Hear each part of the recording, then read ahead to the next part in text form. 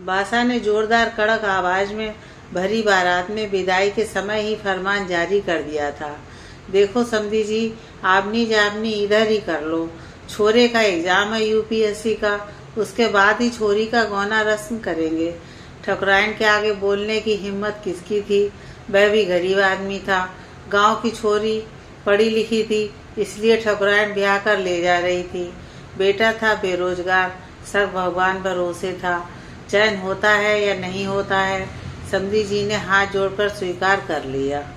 दोनों ही नववधू सिर्फ अपना चेहरा बमुश्किल 4-5 बार ही दिखा पाए होंगे। एक दूसरे से विदा ले ली। बासा ने कह दिया था, छोरे छोरी को मिलने मत देना, नहीं तो पढ़ाई में दीदा नहीं लगेगा। विवाह से पहले भी मोबाइल फोन, लैंडलाइन, हर चीज पर ठकुराइन की कड़ी नजर थी। ना कहीं छोरा अपनी घरवाली से बातें कर कर के टाइम खोटी कर ले। ठाकुर साहब ठकुराइन को समझाते, रे बाबली, इतनी बंदिश भी ठीक ना है, फिर बाद में ताने सुनेगी, नौकरी खातिर छोरा छोरी को नहीं मिलने दिया, बात नहीं करने दी। देखो जी, मिलना जुलना जिंदगी भर का रहेगा। 8-9 महीने ढंग से पढ़ाई में ध्यान दे दिया तो जिंदगी में ठाठ ही ठाठ है। इस छोरी के भी और अपने भी भाग खुल जाना है। बात तो तू सही कहती है ठकुराइन, चल ठीक है, तेरी मर्जी पड़े जो कर। ठकुराइन की बात सुनकर बारात रवाना हो गई, बहू को लिए बिना ही। फेरों में कन्यादान के समय हाथ पकड़ने की रस्म कराई जा रही थी। उसी समय बधू ने चुपचाप से एक चिट भर के हाथ में सरका दी थी। उसमें लिखा हुआ था, पढ़ाई ढंग से करना जी, मैं भी यूपीएससी में सिलेक्शन होने के बाद ही आपके पास आऊंगी, नहीं तो सेकंड अटेम्प्ट के लिए तैयार रहना, तब तक हम नहीं मिलेंगे। Best of luck. कुलदीप को अपनी पत्नी की समझदारी पर गर्व हो रहा था। जब भी उसका पढ़ाई में मन नहीं लगता था, तब वह पर्ची खोल कर पढ़ लिया करता था। उसे लगता कि उसकी पत्नी उसके साथ ही है, उसका मनोबल बढ़ा रही है। सच में कुलदीप ने अपनी पत्नी से बात भी नहीं की, हाल चाल भी नहीं पूछने दिया गया। जितना हाल चाल बासा से ही पता चलता था, उसी में तसल्ली करनी होती थी। कुछ समय बाद यूपीएससी का परिणाम आया। बासा ने धूमधाम से बहू को लाने का आदेश दे दिया। उनके मन की अलग ही हालत हो गई थी। एक तो बहू आ रही थी, दूसरा बेटा का यूपीएससी में चयन हो गया था, वह भी अच्छी रैंक के साथ। घर में लग रहा था वापस से विवाह संपन्न हो रहा है। इन सब कामों में पूरे 8-9 महीने लग गए थे। भाग्य से परीक्षा भी समय पर हुई और परिणाम भी समय पर आए। शायद उन दोनों नववधू की प्रार्थना ही रही होगी, सब जल्दी ठीक हो गया। ठकुराइन के घर के आगे बधाई देने वालों का तांता लग गया। औरतें, आदमी सभी जैसे ठकुराइन की तरफ ही आ रहे थे। अच्छा खासा मेला भर गया था। ठकुराइन बोली, मैंने पहले ही बोल दिया था कि बहू के आने के बाद जोड़े से फिर से एक भोज करेंगे, अभी से तैयारी शुरू कर दो। ठाकुर साहब बड़ी बड़ी मूछों पर ताव देते नहीं समा रहे थे।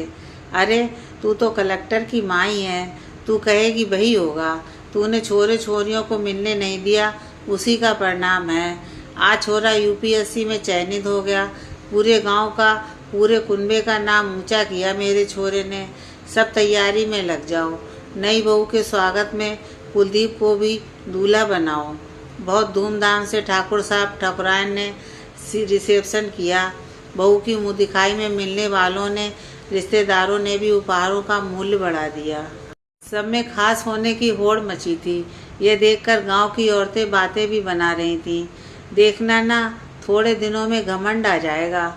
सही बात है, वैसे ही इतने महंगे उपहार से घर तो भर ही गया है। माँ कैसे नहीं लाई तो भी कमी तो रहेगी नहीं। लेकिन बधू के चेहरे पर कोई खास उत्साह नजर नहीं आ रहा था। उसकी जेठानियाँ और परिवार की रिश्तेदार औरतें कुछ गर्व कर रही थीं, कुछ जलन कर रही थीं, आपस में खुश भी हो रही थीं। देखना, अब भाव बढ़ जाएंगे। अभी कहाँ बोल रही है, कोई बात करता है तो हाँ हूँ में जवाब देती है। देखो तो उसके नखरे।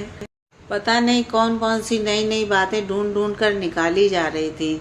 ठकुराइन को तसल्ली थी कि सारा काम बहुत सुव्यवस्थित तरीके से और शान के मुताबिक हुआ है। नई बहू को घर में आए हुए 7 दिन हो गए थे। वह गुमसुम और चुपचाप रहती। ये सब ठकुराइन को भी दिख रहा था। वह बोल पड़ी, रे छोरी, पियर में खाने को नहीं मिला क्या? ऐसी सूख कर कांटा हो गई। ध्यान नहीं रखा मेरी बहू का, देखो तो कैसी पीली पड़ गई है। नई बहू पति से भी ज़्यादा खुलकर बात नहीं कर पा रही है, ठकुराइन लाड़ लड़ाते हुए कहा।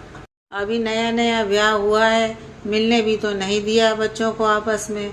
शादी से पहले भी, शादी के बाद भी। खुलने में टाइम लगेगा थोड़ा। अब थोड़ा घूमने फिरने ले जा, फिर तो ट्रेनिंग पर चला जाएगा। दोनों का वापस वनवास ही हो जाएगा। ठकुराइन थोड़ी सी उदास हो गई, लेकिन फिर बोली, अरे बाद में राज भी तो यही करेगी। मुंह दिखाई की रस्म में सबने कलेक्टर की पत्नी को भर भर कर सोना दिया था। 15 दिन बाद ही सरकारी जांच के लिए, सरकारी खाना पूर्ति के लिए 4 सिपाही घर पर आ गए। साथ में गांव के सरपंच भी 5-6 प्रतिष्ठित आदमियों को गवाही के लिए लाए। चारों सिपाही आपस में बात कर रहे थे और तारीफ किए जा रहे थे, लेकिन वहां बैठे कुछ आदमियों को ये बात समझ नहीं आई। सरकारी नौकरी में चैन वालों को लग रहा था ठाकुर साहब ने दिखावे के लिए पूरी बारात बुला ली, मगर बोला कोई कुछ नहीं। इतने लोगों की गवाही की जरूरत ही क्या है? यह बात दोनों से पड़ोसी बोल देते तो उसी से काम बन जाता। सब मन में सोच कर रह गए। ठकुराइन के बेटे कुलदीप का वेरिफिकेशन किया जा रहा था। कागजों की जांच की जा रही थी। उनके कागज का मिलान चल रहा था। दोनों सिपाही अपने रजिस्टर में जानकारियां भरते जा रहे थे। साथ वाले 2 सिपाही उनको देखकर बीच बीच में बोले जा रहे थे। कुलदीप की सारी सरकारी खाना पूर्ति कर ली गई थी। इतने में शांत बैठे दोनों सिपाही बोले, मैडम को भी बुलाओ। सिपाही कुलदीप से बार बार बोल रहा था, मैडम को भी बुलाइए। ठकुरानी को समझ नहीं आया और पास आकर बैठ गई। मेरे से क्या काम है? सिपाही कुछ नहीं बोला और कुलदीप का ही काम करने लगे। फिर थोड़ी देर बाद बोले, हमारा टाइम हो रहा है, इन मैडम से किसको बात करनी है? आप दूसरे प्रत्याशी को बुलाइए। मैं यहाँ पर अकेला ही हूँ सर। जो हमें जानकारी दी गई है उसमें यहाँ 2 कैंडिडेट बताए हैं। 2-2 कैसे हो सकते हैं सर? आपके घर का ही पता है। कुलदीप हाथ से फाइल लेकर देखने लगा। उसमें संगीता का नाम लिखा हुआ था। उसकी तो आंखें बिल्कुल बाहर निकल कर आ गईं। वह जल्दी जल्दी सारे कागजों को देखने लगा। ये उसकी पत्नी का नाम था। उसने उसके सारे प्रमाण पत्र, मार्कशीट, रैंक देखकर एकदम चिल्लाकर बोला, अरे बासा, इसने तो मेरे से भी ऊपर रैंक बनाई है। 20वें नंबर पर आई है, मेरे से 20 है। ठकुराइन को कुछ समझ नहीं आया। छोरा के बोल रहा है? सब बता। सरपंच जी बोले, आपकी बहू आपके बेटे से 20 रैंक ऊपर आई है, आपको मालूम नहीं है?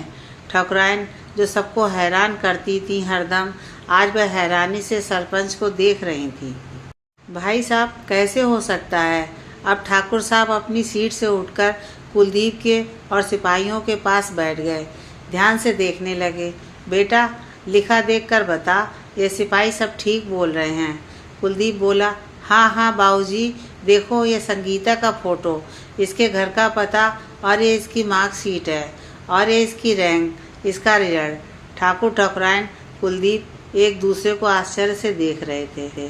वहाँ बैठा सिपाही और सरपंच तो संतुष्ट थे, क्योंकि उन्हें पता था कि इस घर से 2 प्रत्याशियों का नंबर आया है, इसलिए वह लोग एक साथ इकट्ठे होकर आए थे।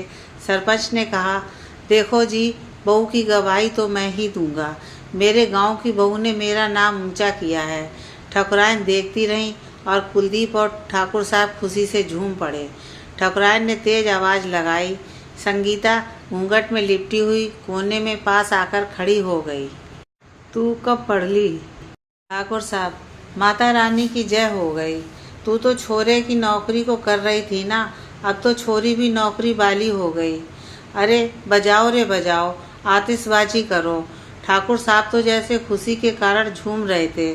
ठकुराइन संगीता के सिर का पल्लू खींचकर बोली, तेरा मुंह तो दिखा कलेक्टरनी। संगीता झरझर आंखों से आंसू बहा रही थी। उसे लगा कि अब पता नहीं क्या होने वाला है। बाबली, तू रोवे है, कलेक्टर नहीं रोवे है। तू तो मेरे छोरे से भी ऊपर का नाम लेकर आई है। तेरा कागज कहाँ है? एकदम से सबको ध्यान आया, इसका भी तो लेटर होगा। अपने हाथ के अंदर से मुसा हुआ कागज निकाल कर दिया, जैसे कि उसने अपराध कर दिया हो, चोरी कर ली हो। जो औरतें अब तक संगीता के लिए बातें बना रही थीं, वही लोग अब उसके साथ चिपक चिपक कर फोटो खींचने में लगी रही थीं। बधाइयों का तांता लग गया था। सरपंच की इच्छा से ठाकुर साहब ने अपने घर के बाहर अपनी नेम प्लेट में खुद के नाम के साथ अपने बेटे बहू का नाम भी लिखने का ऐलान किया। कुलदीप धीरे से बोला, मैं तो समझ रहा था तू मेरे जाने के गम में सूख रही है। उसने धीरे से बोला, वह मैंने चुपचाप से परीक्षा दी थी ना, तो मुझे लगा मेरे घर वालों को आप शिकायत कर दोगे, मुझे डांट पड़ेगी। अरे बेवकूफ़, असली बधाई का काम तो तूने ही किया है। चल तेरे माँ बाप को फ़ोन करते हैं, उनको बधाई देते हैं। ठकुराइन ने बहू के माता पिता को इस शुभ सूचना के साथ ढेरों ढेरों बधाई दी। समधन जी, ऐसी बहू पाकर मैं तो निहाल हो गई। मेरे बेटे के और मेरे भाग खुल गए, ये तो मेरे बरोबर हो गई। या तो गांव में मेरी धाक चलती थी, अब मेरी बहू की चलेगी। इसने हमारी नाक ऊंची कर दी। मेरे बेटे को सच्ची हमसफ़र मिल गई। अब दोनों साथ साथ मिलकर देश की सेवा करेंगे। आज पहली बार ठकुराइन की बात सुनकर संगीता के चेहरे पर खुशी के आंसू थे और साथ में होठों पर हंसी थी। इसे देखकर कुलदीप मन ही मन निहाल हुआ जा रहा था। उसे लग रहा था, सच में मुझे आज खूबसूरत और बुद्धिमान हमसफ़र मिला है।